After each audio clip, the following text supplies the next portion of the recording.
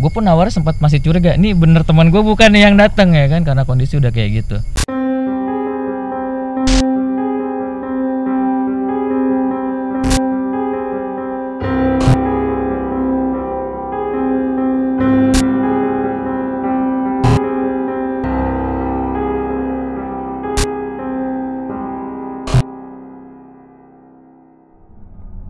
Hai sahabat misteri, jumpa kembali bersama kami di channel yang menceritakan kisah nyata pengalaman tentang narasumber yang mengalami kejadiannya. Ini dia kisah nyata tanpa rekayasa.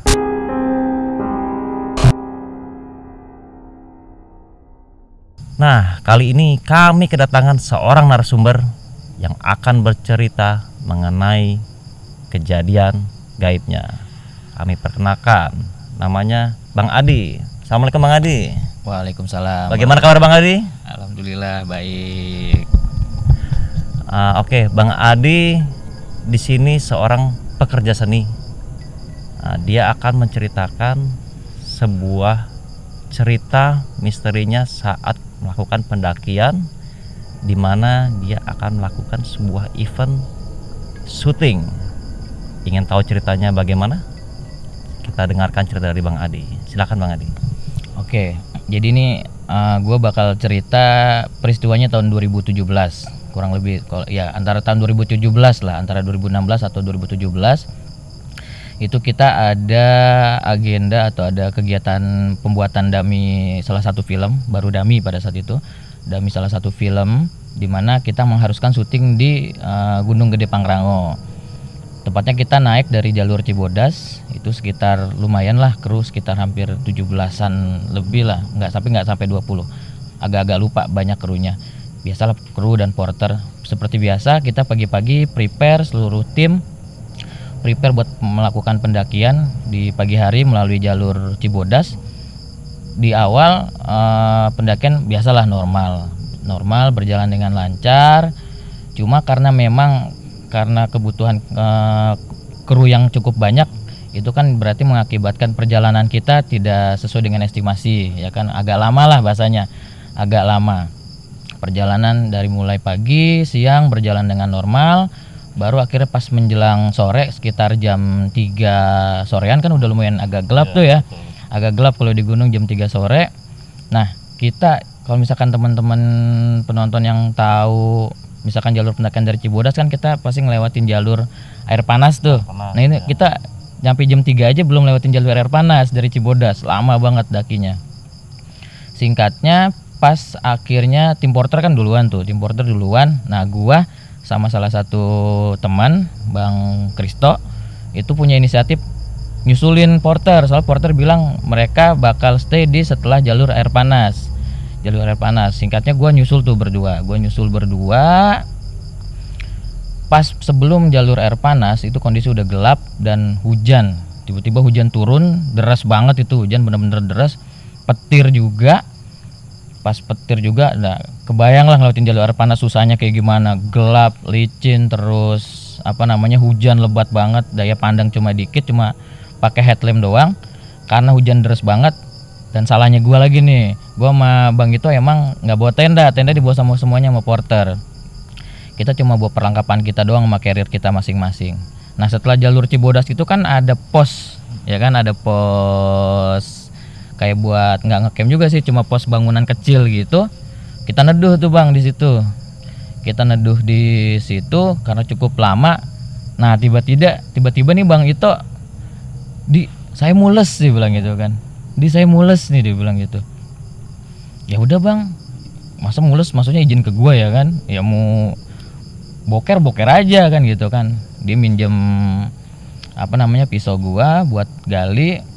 Singkatnya dia nyari semak-semak lah buat melakukan keinginannya dia tuh. Nah pas jelang hampir 10 menit itu kondisi udah gelap. Itu kisaran maghrib kayaknya sih, udah maghriban, itu udah jam 6-an, kondisi udah gelap total di situ. Baru tuh mulai. Jadi pas gelap udah kayak lagi uji nyali gue Bang di situ sendirian, semuanya gelap, pakai headlamp doang. Untung modal masih ada rokok pas di situ kan, gue ngerokok. Pas jelang beberapa lama tiba-tiba ada hewan ya, ada burung, tiba-tiba deket di depan gua nih, pas di depan. Bahkan nggak, kan kadang-kadang burung kalau kita ituin headlamp takut ya kan, ini dia bener nyamperin, jadi jalan tek tek tek tek gitu ke gua, hitam, entah itu gagak hitam atau jalak hitam gua nggak tahu juga, karena gue cuma pakai headlamp doang kan, lihatnya juga nggak terlalu jelas. Gue mulai agak deg-degan di situ, mulai agak merinding di situ. Dalam hati gue bilang, lu kalau datang ke gua cuma buat ngasih tahu bahaya atau yang lainnya, mendingan nggak usah, lu pergi deh, gue bilang gitu. Tapi dalam hati gue ngomong kayak gitu. Pas sudah bilang kayak gitu, bener tuh bang. Tiba tapi dia nggak terbang, dia tek tek tek tek nggak jauh gitu, nggak jauh, tek tek tek nggak tahu kemana hilang. Pas sudah hilang, itu tuh baru mulai nggak jelas nyium bau apapun lah, mulai dari wangi sampai akhir bau nggak jelas, baunya bau banget. Nah kalau misalkan yang udah pernah dek dari Cibodas itu kan, kalau dari Cibodas jalur air panas itu pas deket posko yang gue bilang bangunan itu kan, sebelah kanannya ada yang air panas juga tuh kayak buat mandi. Iya. Itu ada yang mandi di situ, anak kecil, gue nggak tahu, pokoknya suara anak kecil lagi main air kecek gitu, ada sekitar rame lah, kayak teriak-teriak segala, ketawa-ketawa lah, kayak seneng banget gitu. Itu padahal kita kondisi ngedaki itu di weekdays, jadi pendaki dikit banget. Gue masih, wah itu nggak jelas sih, gue samar-samar juga, gue nggak berani, emang jujur gue nggak berani lihat. Cuma yang pasti rame banget lah, ada sekitar 3-4 anak kecilan lah. Gue udah mulai merinding di situ kan, gue udah mulai merinding banget di situ. Cuma berusaha gue tahan aja, modal rokok, yang penting rokok nggak putus aja, yang penting rokok nggak putus. Jelang beberapa lama hilang, bes, udah nggak ada lagi, air tenang lagi. Cuma hujan udah nggak terlalu, cuma gerimis kecil. Pas udah selesai hilang, bulu kuduk makin merinding banget, bulu kuduk makin merinding. Gue kan nggak berani natap ke depan, ke samping nggak, gue natap ke bawah. Terus gue perlahan-lahan gue beraniin buat lihat ke belakang ya, cuma nggak ke belakang banget, nggak langsung nengok gitu, nggak. Gue cuma lihat kaki gue. Nah di bawah kaki gue itu sebelahnya ada kaki lagi, bukan kaki manusia, jelas itu hitam, lumayan besar, mungkin hampir 5 kali lipat dari kaki kita, gede banget. Nah, itu gue merinding banget di situ, gede banget kakinya, berbulu, jelas berbulu, gede berbulu. Gue nggak tahu, cuma belakang gue emang rasanya udah nggak karu-karuan lah bulu kuduk gue. Untungnya pas kayak gitu bang itu datang, tas hilang tuh. Gue pun awalnya sempat masih curiga, ini bener teman gue bukan nih yang datang ya kan, karena kondisi udah kayak gitu. Tapi ternyata benar, emang bang itu datang nggak begitu lama. Akhirnya tim yang lain yang di belakang, jadi gue pertengahan tuh, gue tengah-tengah, jadi tim depan itu porter. Ternyata porter mungkin kayaknya ngelanjutin aja, kayaknya nggak berhenti di situ. Datang tim yang lain, baru tuh gue senang ya kan.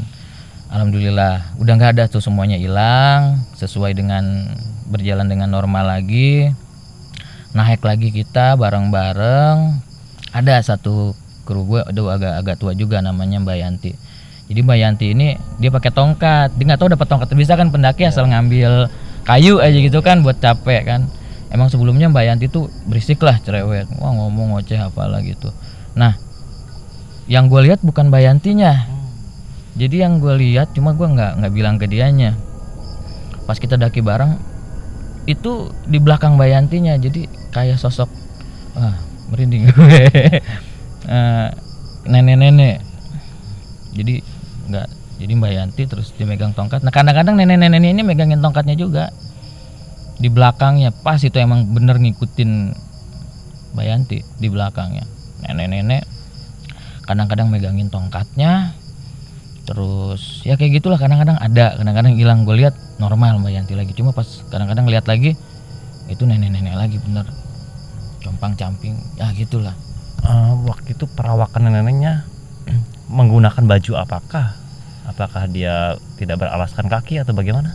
Wah gue kalau ngeliat kakinya enggak sih, cuma yang pasti emang agak bongkok ya, kayak orang-orang itulah, orang-orang kampung gitu ya, orang-orang desa yang biasa bawa kayu bakar atau yang lainnya gitu. Cuma emang kalau itu nampaknya kayak orang sih, kayak orang beda dengan makhluk yang hitam tinggi besar gitu. Ya masih ada, bukan bilang masih ada juga, nggak ngerti, cuma ada kadang enggak.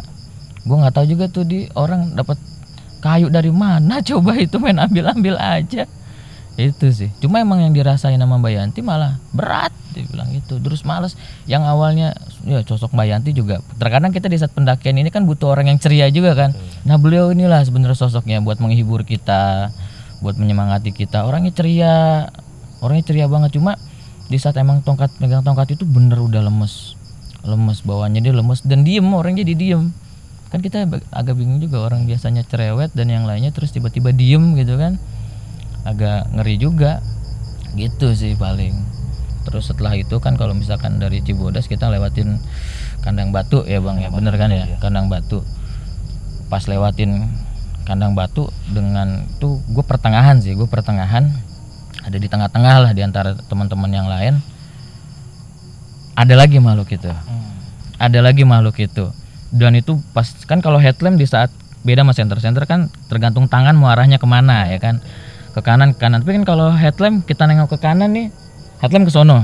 Nah pas lagi kayak gitu jelas itu ada di antara pepohonan makhluk yang nggak tahu sih yang itu lagi atau bukan, yang pasti memang hitam gede berbulu, bener kayaknya sih berbulu, so gelap total.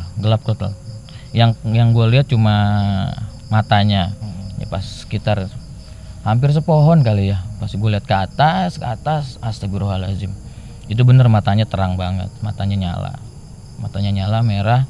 Mungkin ada perilaku gue mungkin salah, nggak tahu juga sih, cuma gue mikir normal aja sih gue jalan berdua sama itu, kita juga nggak teriak-teriak, nggak yang gimana ya, normal aja lah gitu, paling ngobrol biasa biar akhirnya perjalanan nggak terlalu kerasa gitu kan, nggak terlalu berasa, paling gitu sih. Kandang Batu, terus setelah dari Kandang Batu akhirnya kan kita sampai di Kandang Badak ya, Kandang Badak. Nah sampai dengan di Kandang Badak tenda semua sudah berdiri. Pukul berapa kira-kira? Itu kita nyampe tengah malam kan ya, jam berapa itu, jam 9-an atau setengah 10, malam banget soalnya kita agak lambat sih, jam 10-an atau jam lebih kayaknya sih. Tenda udah diri, biasalah kan porter yang lainnya udah mempersiapkan lah, tim logistik udah siap semuanya. Alhamdulillah sih sampai Kandang Badak kita selamat semuanya, nggak ada gangguan gitu. Dan emang gue nggak mau lagi, capek juga kan. Akhirnya beres-beres, bersih-bersih, udah sempat briefing bentar, biasalah itu briefing, nggak ada apa-apa, terus tidur. Terus besok paginya biasalah, pokoknya gue nemuin itu malam terus, itu selalu malam di saat gelap. Jadi kalau pas paginya aman. Ada pendaki juga kok itu dari buruh apa gitu, dari asosiasi buruh atau apa, dibikin tenda juga di Kandang Badak. Jadi cukup rame pas itu Kandang Badak, ternyata nggak ada apa-apa. Kita biasalah ngambil gambar kebutuhan syuting dan yang lainnya di Kandang Badak. Dari siang nyampe agak kesorean, sore jam 3 kita mulai akhirnya ngelanjutin pendakian ke Puncak Gede. Pendakian Puncak Gede, terus biasa kan lewatin Tanjakan Setan ya. Betul, Tanjakan Setan. Kita di situ syuting juga, nggak ada masalah sih, alhamdulillah nggak ada masalah apa-apa. Singkatnya kita sampai puncak itu jam berapa? Jam 5-an lah. Iya, jam 5 sore lah, pokoknya udah habis asar. Jam 5-an. Kondisi cuaca alhamdulillah kasih cerah, bagus banget itu. Gue baru, maksudnya pernah juga gitu kan dulu ke Puncak Gede. Baru kali itu Bang, gua ngelihat bener cerah, dikasih hamparan awan dan yang lainnya. Kita syuting lah situ, senang ya kan. Senang syuting, karena saking senang syutingnya ternyata keburu gelap. Sampai gelap. Jam 6 turun, tapi tim yang lain udah pada turun ke Surya Kencana. Turun Surya Kencana. Gue itu orang kedua terakhir lah. Di atas itu masih ada sutradara gue kalau nggak salah, dia juga belum turun. Tapi gue suruh turun duluan, turun aja masih ada satu talent lagi di atas. Gue turun. Nah pas turun kan biasa kita kadang-kadang manggil teman kita yang di depan ya kan. Betul. Manggil teman kita yang di depan. Itu pas itu si Rapli kalau nggak salah, Rapli besok panggil kan play gue gituin kan, play. Akhirnya kesusul tuh Rapli. Pas udah kesusul, gue nyusulin Rapli nemuin jaket jaket teman sih itu bang, itu jelas tuh punya jaket teman. Pas lihat, wah ini mah jaketnya Leon gitu kan, kata Rapli, ini jaketnya Leon. Rapli teriak-teriak, Yon sambil lari. Nah gue nggak sengaja bang nengok ke belakang. Nah jalur dari puncak ke Surya Kencana kan nggak ada pohon gede ya, paling pohon-pohon cantigi kecil-kecil kayak gitu kan, perdu dan yang lainnya. Terus gue pas nengok ke belakang, kok kayak ada tengah-tengah ada pohon nih, tengah-tengah ada pohon. Jadi gue mulai lihat dari bawah menggelap tuh, nggak kelihatan, cuma kayak pohon doang. Pas ke atas tinggi itu lagi si makhluk yang tadi itu tinggi. Pas ke atas bener dia melototin gue. Astagfirullah, itu gue nyampe jatuh. Pas lihat kayak gitu langsung balik badan lari sampai ke Sandung. Gue sampai ke Sandung, nyampe jatuh ngeguling, bangun lagi lari lagi. Sama Rapli, lu kenapa bang? Dia bilang, udah cepetan. Gue bilang gitu, cepetan. Gue baru tahu ternyata kuku jempol kaki gue copot gara-gara ini apa namanya, kesandung batu itu. Baru ketahuan pas di alun-alun Surya Kencana. Nah selesai, terus kita briefing lagi kan, bisa istirahat, makan dan yang lainnya lah biasa. Terus kita briefing lagi. Nah emang ada tim 2 yang akhirnya nyusul dari jalur Putri, ada tim kedua. Jadi dia kebutuhan buat syuting besok. Karena hari pertama dia nggak bisa naik bareng kita, akhirnya dia nyusul. Ada Haura sama Kang Diki yang nyusul. Nah pas malam itu kita briefing, akhirnya ada teman kita yang namanya Leon itu, dia punya inisiatif buat nyusulin, buat nyusulin jalur Putri, sekalian. Intinya ya kalau ketemu di pertengahan enak lah, soalnya kan Surya Kencana luas banget tuh bang, kita bikin tenda kan kadang-kadang nyari kalau malam susah, maksudnya gitu inisiatifnya dia. Singkatnya turun tuh Leon ke jalur Putri, udah nggak jelas berapa jam. Terus tiba-tiba datang tuh tim kedua, tiba-tiba datang aja Haura dan yang lainnya datang lah. Terus kita tanya dong, lalu nggak ketemu Leon? Enggak, emang Leon mana? Nggak ada, gue nggak ketemu di jalur dan yang lainnya. Jarang beberapa jam Leon datang. Emang gila juga tuh orang, dakinya cepet banget. Ngobrol tuh, sempat diskusi mereka berdua, bahkan sempat agak perdebatan karena kok lu nggak ngeliat gue. Terus pas di apa namanya, ada 1 jam yang sama, bahasanya di waktu yang sama dan di tempat yang sama. Dia pasti bilang, lu gue jam segini gue ngeres, gue di sini. Dia bilang itu, gue lupa di mananya. Terus dia bilang, lah gue juga ngeres di situ gitu. Terus Kang Diki juga yang dari Bandung bilang, kita ngeres di situ, cuma nggak ditemuin, nggak diliatin duanya ini. Terus kan ada juga kita bawa porter dari Papandayan, Kang siapa lupa bahasanya, katanya sih gue juga nggak tahu. Jadi Leon agak disukain sama salah satu makhluk situ, perempuan cantik yang lainnya. Cuma secantik-cantiknya kan namanya beda makhluk sama kita kan, nggak demen juga kita gitu. Jadi agak cemburu. Dan itu pun terbukti memang. Di saat besoknya biasa kita syuting dari hari ketiga itu berarti hari ketiga kita syuting lagi di Surya Kencana pagi sampai menjelang siang. Gue udah nggak khusyuk itu syuting karena selama perjalanan malam ketemu gituan terus. Gue pokoknya intinya gue nggak mau lagi syuting kena malam. Pulang gue nggak mau lagi kena malam, capek bang. Udah kayak gituan terus kan, syuting ketemu malam tuh wah. Gue kalau siang aman, alhamdulillah. Sampai gue muncak lagi ke puncak gede dari Surya Kencana, bagi 2 tim, 1 syuting di Surya Kencana, 1 syuting di puncak. Gue dapat bagian di puncak, jadi gue naik lagi ke puncak, terus turun lagi, terus kita beres-beres lah biasanya. Beres itu habis zuhur lah. Habis zuhur kita mulai prepare dan yang lainnya selesai. Terus kita turun, kita ngelintas naik Cibodas turun Putri, naik Cibodas turun Putri. Nah pas perjalanan kita turun ke Putri, pokoknya mindset gue udah salah juga sih gue di situ. Maksudnya salahnya gue udah nggak mikirin schedule bang. Gue udah gimana caranya gue pulang nih. Gue maksudnya nggak mau ketemu malam gitu kan, gue nggak mau ketemu malam. Cuma sial juga, akhirnya kita ketemu malam lagi. Nah ketemu malam karena kondisi pasti dibilang, ada yang bilang Leon disukain, ditutupin lah gitu kan. Jadi sepanjang perjalanan kita turun nih, kita ngitung dari depan 1, 2, 3, 4 nyampe berapa absen terus 1, 2, 3, 4 terus absen aja nyampe belakang.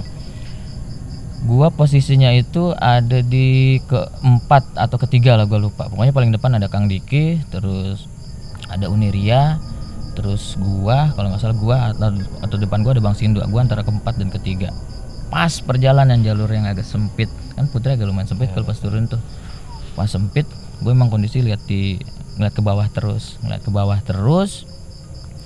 terus emang tiba-tiba agak kecium bau yang gak enak juga sih, mulai bau ya gitulah, agak bau bangke, mulai bau bangke. Cuma kita terus yakin jalan. Pas pertengahan emang gue sempat ngeliat juga sekilas, saking kita juga itu kru pakai jaket biasalah, pakai jaket gunung gitu kan, terus yang like in the dark itu yang akhirnya nyala gitu kan, like in the dark. Terus kita lihat Uni sih yang paling ngeliat mah, Uniria yang paling ngeliat, dia langsung teriak kan, astagfirullahaladzim, Allahu Akbar, udah semuanya disebut. Jadi yang menurut Uniria itu yang dia lihat itu bener pendaki cuma muka hancur, Allahu a'lam. Kita akhirnya ya berusaha baca Fatihah juga, dan yang lainnya mungkin juga, atau sahabat kita yang entah kapan akhirnya melakukan pendakian yang akhirnya meninggal atau di situ. Sempat ada obrolan tuh dengan Kang Diki, si makhluk itu. Kang Diki cuma bilang, kita cuma mau lewat, nggak usah ganggu, kita cuma mau lewat gitu kan, nggak usah ganggu, dia bilang gitu, kita cuma mau lewat, nggak usah ganggu, nggak usah yang gimana, hilang tuh, udah selesai. Berarti semua tim atau semua kru tuh melihat si pendaki itu ya? Nggak semua. Kalau Kang Diki kayaknya sih lihat, terus Uniria emang dia juga emang agak bisa ngelihat kayak gitu ya, Uniria bisa lihat kayak gitu juga. Terus kalau gue emang nyium bau dan emang agak sedikit lihat jaketnya, cuma gue nggak sempat lihat wajahnya. Ya kalau yang bilang Uniria kan dibilang hancur kayak gitu. Untungnya gue nggak ngelihat gitu loh. Wah kalau ngelihat aduh udah bete banget. Terus ya perjalanan Putri akhirnya nemuin malam, dan itu gue udah nggak berani lihat kanan kiri tuh bang. Gue cuma ngeliat kaki yang ada di depan gue, kaki depan gue ngelangkah kemana udah gue ikutin dah itu ngelangkah. Terus udah sampai hampir bawah tuh, kalau kita bilang apa sih, rumah setan ya tuh yang yang rumah kosong pas udah mau nyampe sampai pos ranger itu. Pos rangernya kan ada tuh rumah kosong tuh sebelah kanan. Berhenti tuh kita semuanya, ya kayak undukan semen lah gitu, kita pada duduk gitu kan, Kalau situ kayaknya cuma ngeliat semua, kalau di situ itu ngeliat semua kayaknya, kru hampir ngeliat semua. Terus kita lagi duduk semuanya, nggak begitu lama Leon datang nih sama Haura, sama siapa satu lagi gue lupa datang.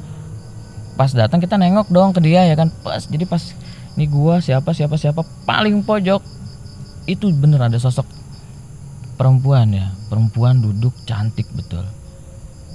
Maksudnya cantik betul, gadis desa lah, cantik banget sih, nggak terlalu juga, cuma emang cantik duduk di sebelah yang paling pojok. Itu kayaknya ngeliat semua, soalnya gue tahu itu ngeliat semua karena respon kita semua langsung pada diri, langsung refleks diri semua. Terus wah udah nggak bener lah jalannya, semuanya tuh udah pengen duluan. Gue duluan. Lu kenapa sih? Enggak, gue duluan. Udah pada kayak gitu semuanya. Cuma emang akhirnya ya kebahas ya, akhirnya si sosok perempuan itu sih kayaknya yang yang disukain, yang nyukain salah satu tim kita ya itu sih kayaknya. Soalnya dia bener nampakin kita semua itu.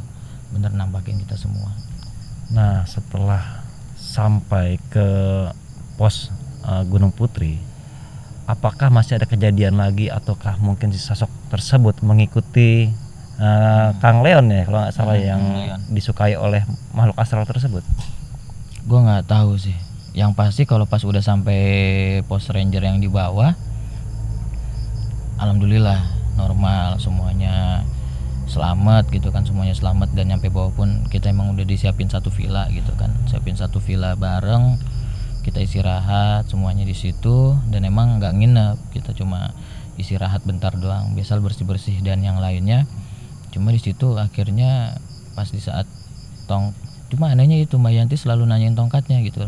Tongkat gue mana nih, tongkat gue gitu, tongkat gue nggak tahu dah itu tongkat gue mana. Pas sampai bawah masih dibawa tuh sama dia.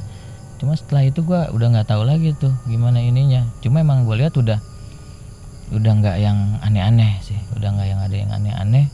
Semuanya alhamdulillah sih, semuanya selamat, nggak kurang, nggak nambah kan, bahaya juga kalau nambah. Itu sih paling. Nah kira-kira dari perjalanan kali ini adakah yang ingin disampaikan kepada para sahabat saksi misteri? Kalau gue sih paling pesennya nggak cuma ke gunung sih bang ya, sebenarnya kemanapun, ke tempat manapun, namanya kita akhirnya ke suatu tempat, otomatis kita bertamu lah ya. Di saat kita bertamu kemanapun, seyogyanya kita tidak terlalu yang akhirnya bertingkah terlalu parah, hyper dan yang lainnya. Terus juga akhirnya tetap menjaga etika, karena bagaimanapun, contoh kayak ke gunung, bagaimanapun di saat kita ke gunung kita sedang bertamu gitu, kita sedang bertamu, tolong hormati, tolong jaga, tidak yang neko-neko, tidak yang macam-macam. Karena apalagi kalau berbicara esensinya naik gunung itu kan akhirnya kita bertadabur alam gitu kan, kita akhirnya merepih terhadap alam bahwa sesungguhnya kita ini kecil, dan harus diingat lagi bahwa bagaimanapun Tuhan juga tidak hanya menciptakan makhluk manusia, tapi juga kita juga ada makhluk-makhluk yang lainnya yang memang ada di sekitar kita. Bagaimanapun kita harus menghargai, menghormati. Ya, di mana bumi dipijak, di sana langit harus dijunjung. Etika, tata krama, kultur. Jadi nggak boleh yang di sini nggak boleh ini, malah dilawan. Itu menurut gua nggak baik. Nantang, bukan masalah sosokan so jagoan atau apa. Tetap bagaimanapun kita aja sebagai manusia minta dihargai dan minta dihormati. Atau apalagi itu adalah bukan rumah kita. Apalagi mungkin itu juga adalah rumahnya dia, gitu sih paling. Nah, sahabat saksi misteri, kita baru saja mendengarkan pengalaman gaib dari saksi misteri pada episode kali ini.